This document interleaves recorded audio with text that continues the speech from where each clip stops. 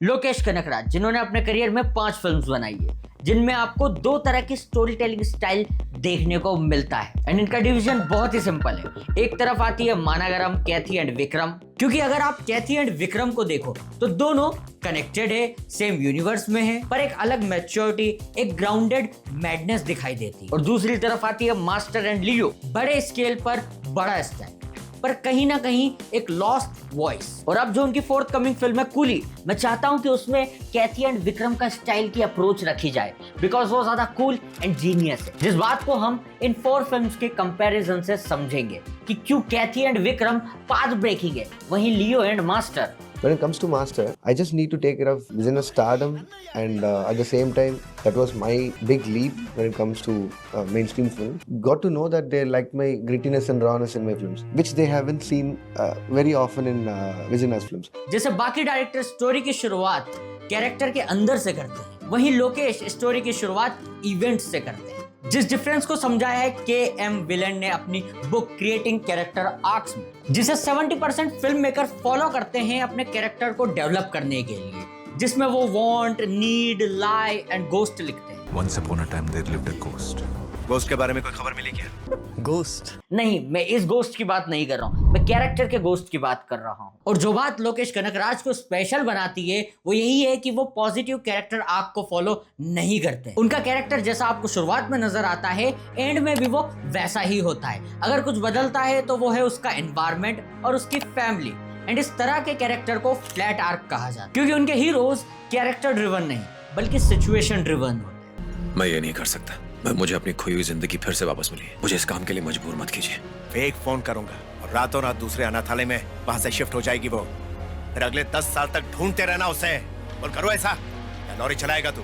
उनकी फिल्म्स के hero willingly कहानी में नहीं आते, उन्हें ड्रैग किया जाता है। जैसे कैथी में दिल्ली, वो कुछ नहीं चाहता, सिर्फ अपनी बेटी से मिलना। या विक्रम का करण, जो पीसफुली अपनी फैमिली के साथ एंजॉय कर रहा था, but they murdered his son. Same goes for master का जेडी, लियो का पार्थिवन।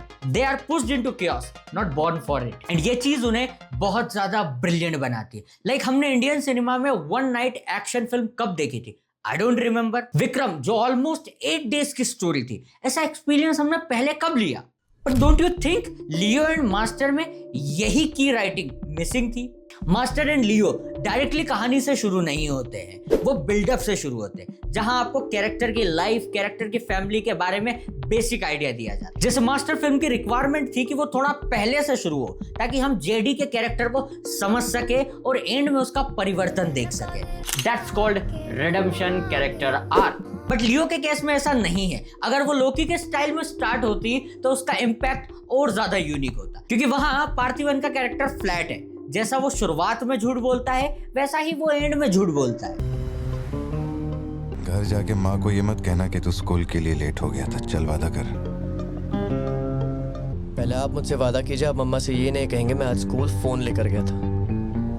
हम इधर आए, मैंने समझाया कि मैं लियो नहीं है, नहीं माने, हमको मारा। आखिरकार मान गए कि मैं लियो नहीं है। इसके अलावा और कुछ भी नहीं हुआ। माँ को यही बोलना, वादा कर। आप भी वादा करो, अगर मुझे फूकते हुए देखा तो माँ को नहीं बताओगे। He didn't change, and that's why लियो की शुरुआत थोड़ी डिफरेंट एंड एलसीयू स्टाइल में होनी चाहिए थी। कैसे? Let me tell you a कुछ स्टोरी। फिल्म की शुरुआत सीरियल किलर से ही होती है कि वो किल करने के बाद फरार हो जाते हैं और वो जाकर रुकते हैं पार्थिवन के कैफे के बाहर। अब तक हमें पार्थिवन के बारे में कुछ भी नहीं दिखाया जाता है। उसके बाद में एक किलर एज पर द स्टोरी कैफे के अंदर एंटर करता है, एंड वहां हमें फर्स्ट टाइम विजय को दिखाया जाता है, जो उस पूरी सिचुएशन को बहुत कामली हैंडल कर रहा होता है। बट धीरे धीरे इट गेट एक्सट्रीम, देन उसे हथियार उठाना पड़ता है। एंड इस सीन को और इंटरेस्टिंग बनाने के लिए हम कैफे के अंदर और कस्टमर्स को ऐड कर सकते, जिनके सामने ये पूरा इंसिडेंट होता। और उसके बाद में फिर हमें पार्थिवन, उसकी फैमिली, उसका बैकग्राउंड धीरे धीरे करके बताया जाता कोर्ट केस के साथ। And I am damn sure इस फिल्म का फर्स्ट ड्राफ्ट यही था, क्योंकि जिस फिल्म की ये रीमेक है उसका ओरिजिनल इसी फॉर्मेट को फॉलो करता है। बट लोकेश ने सोचा होगा कि ओरिजिनल से थोड़ा कुछ तो हमें चेंज करना चाहिए, तब उन्होंने बिल्डअप, फ्लैशबैक एंड एलसीयू को ऐड किया। जिससे कि वो थोड़ा सा बैकफायर भी होता है, बिकॉज लोकेश का स्टाइल नहीं है फ्लैशबैक दिखाना। फ्लैशबैक बताने का टाइम नहीं है। उनकी फर्स्ट फिल्म मानागरम से लेकर विक्रम तक उन्होंने कभी भी फ्लैशबैक नहीं दिखाया, क्योंकि उनका मानना है कि एक्सप्रेशन के थ्रू इमोशन और ज्यादा बेहतर निकलकर बाहर आते हैं। एंड दूसरा रीजन है सस्पेंस। जब तक आपको कैरेक्टर की बैक स्टोरी नहीं पता, उसके बारे में आइडिया नहीं है कि वो कितना कैपेबल है, तब तक एक सस्पेंस बना हुआ रहता है। जैसे दिल्ली ने कहा, आप सिर्फ ये जानते हैं कि मैं 10 साल तक जेल में था, ये नहीं जानते कि उससे पहले मैं क्या करता था। दिल्ली पहले कबड्डी प्लेयर था और इस झोले के अंदर उसकी ट्रॉफीज रखी है जो उसने जीती थी, और ये बात आपको फिल्म में नहीं बताई गई। लोकेश कनकराज की राइटिंग के बारे में हमें उनकी फर्स्ट डेब्यू फिल्म मानागरम से भी थोड़ा बेसिक आइडिया होता है कि वो हाइपर लिंक स्टोरी लिखते हैं, जिससे कई सारे कैरेक्टर और उनकी खुद की कहानी, जिससे फिल्म के अंदर और ज्यादा लेयर्स ऐड होती है। Because if someone asks me how Managaram will look like, I'll easily say it's a hyperlink film. Kaithi and Vikram में भी हाइपर लिंक थी, बट मास्टर एंड लियो में ये पॉइंट भी मिसिंग था। जैसे मास्टर दो कैरेक्टर के बीच की राइवलरी, वहीं लियो वन मैन पर्सपेक्टिव। इसीलिए लियो फिल्म की शुरुआत में आपको पीओवी शॉट देखने को मिलता है। लाइक फिल्म की शुरुआत ही वहीं से होती है, जो आपसे कह रही हो कि इस पूरी फिल्म को आप पार्थिवन के नजरिए से देखने वाले हो। और बता दूं, इससे पहले लोकेश कनकराज ने पीओवी शॉट का यूज किसी और फिल्म में नहीं किया था। Leo was the first film, and इसीलिए हाइपरलिंक का टच भी लोकेश कनकराज के स्टाइल का एक यूनिक पैटर्न, जो अब हमें कूली फिल्म में डेफिनेटली देखने को मिलेगा, बिकॉज वहां पे बहुत सारे कैरेक्टर्स। एक चीज जो मुझे और ज्यादा इंटरेस्टिंग लगती है वो है कि कैथी एंड विक्रम को उन्होंने बहुत ही दिल से बनाया था, जिसमें उन्होंने बहुत सारे नुआंस डाले थे, जिसमें से एक है एनिमल मेटाफर। ये पूरा एलसीयू का यूनिवर्स एक जंगल है, जिस जंगल का शेर है Rolex.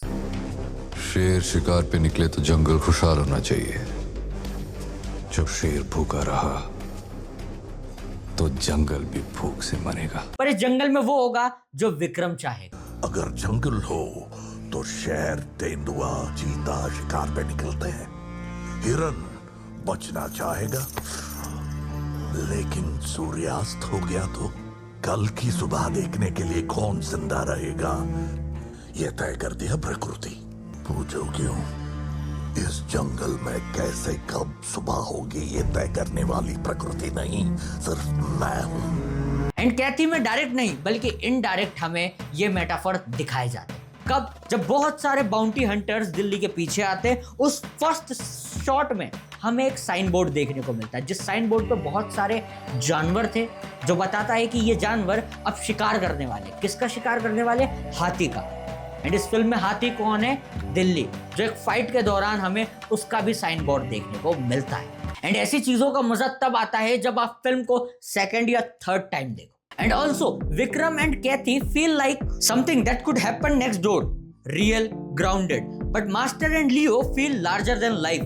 Like you are watching a movie, not entering a world. क्योंकि जब आप कैथी एंड विक्रम देखते हो तो वो आपको थर्ड मैन पर्सपेक्टिव देती है कि आप एक इन्वेस्टिगेशन का हिस्सा हो और पूरी कहानी आपके सामने अनफोल्ड हो रही है, जिसके लिए आपको बार बार ऐसे सीन देखने को मिलते हैं जहां एक ग्रुप आपस में बात कर रहा है, एक्सपोजिशन सेट कर रहा है, एंड कैमरा वर्क भी सर्कल में घूमते हुए आपको नजर आता है, जिससे फील होता है कि हम कुछ सुन रहे हैं। बट इस तरह का कोई भी सीन लियो एंड मास्टर में देखने को नहीं मिलता है, क्योंकि वहां कहानी वन मैन पर्सपेक्टिव से चलती है। ये मेन कैरेक्टर है, आप इन्हें देखो, ये क्या करते हैं? Simple character driven. वरना ये जो ग्रुप कॉन्वर्सेशन है, ये लोकी का सिग्नेचर स्टाइल है। जहां ये दो फिल्में डिफरेंट नजर आती है, उसके पीछे दो लोगों को क्रेडिट जाता है। फर्स्ट विजय थालापति, दूसरे सिनेमाटोग्राफ। इन दोनों फिल्म में हम विक्रम एंड दिल्ली को देखते, बट इन दो फिल्मों में हम विजय थालापति को देखते। मैं किस बारीकी की बात कर रहा हूं, आप समझ रहे हैं ना?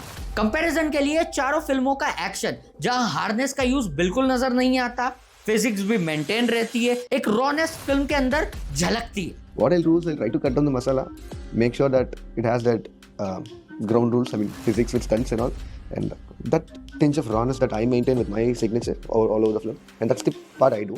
बट विजय के साथ ये चीज कहीं ना कहीं खो जाती है, भले ही फिर वो ग्राउंड लेवल का एक्शन हो या रॉनेस। सेकंड है कलर पैलेट, जो इन दो फिल्म्स को डार्क, ग्रिटी, इंटेंस बनाता है। वहीं ये दो फिल्म्स काफी ब्राइट नजर आती है। जैसे मास्टर में जब तक जेडी के बारे में दिखाया जाता है, वहां काफी कलर देखने को मिलते हैं, बट मिड पॉइंट पर जेल के इंट्रो के बाद वो भी डार्क, ग्रिटी हो जाती है। उसके पीछे का रीजन है, यहाँ हम आउटर वर्ल्ड की हैप्पी लाइफ देख रहे हैं, पर इस साइड हम क्राइम वर्ल्ड की लाइफ देखने जा रहे हैं। एंड यही रीजन है इस अप्रोच के पीछे, और यही अप्रोच हमें लियो में भी देखने को मिलती है। जब शुरुआत होती है तो पार्थिवन की हैप्पी लाइफ हमें कलरफुल कहीं ना कहीं देखने को मिलती है, बट जैसे ही मर्डर होते हैं, उसका पास्ट उसे हंट करने के लिए आता है, तो पूरा का पूरा कलर पैलेट डार्क हो जाता है। ये कहानी का डिमांड नहीं, प्रेजेंटेशन का डिसीजन है। नाउ लास्ट पॉइंट, जिस पॉइंट के बाद में ये प्रूफ हो जाएगा कि लोकेश कनकराज ने इन दो फिल्म्स को फैन सर्व के लिए बनाया था, क्योंकि इन दोनों ही फिल्मों में आपको हीरोइन नजर आती है, एंड ये लोकी का सिग्नेचर स्टाइल बिल्कुल भी नहीं है। वो लव स्टोरी, वो हीरोइन, वो लिपसिंग म्यूजिक बिल्कुल भी नहीं दिखाते। बट अगर वो दिखा रहे हैं तो उसके पीछे का रीजन है फुल्ली कमर्शियल होना, जिससे प्रॉब्लम कुछ भी नहीं है। Because I still love Master and Leo, they are so entertaining and big screen worthy, but they are class apart from Kaithi and Vikram, क्योंकि ये दोनों इंडियन सिनेमा को रिप्रेजेंट करते हैं। बिकॉज इनकी स्टोरी टेलिंग बहुत ज्यादा डिफरेंट है, जिसकी वजह से हम Lokesh Kanagaraj as a director के फैन बने हैं। बट अगर आप कमर्शियल एलिमेंट्स के चलते अपनी खुद की स्टोरी टेलिंग चेंज करते हैं तो it would be little disappointing. तो ये है दो स्टाइल लोकेश कनकराज के, बट उनका थर्ड स्टाइल स्ट्रक्चर भी हमारे सामने इंट्रोड्यूस होने जा रहा है फिल्म कूली में। So what is this new structure that you've not done before in your films? Tried to elevate the drama part more in this film, which I'm The emotion. Yes. When it comes to structure, which I was talking, it's about second half, and all of a sudden it shift here to action side, and where you'll see the other side of Rajni sir.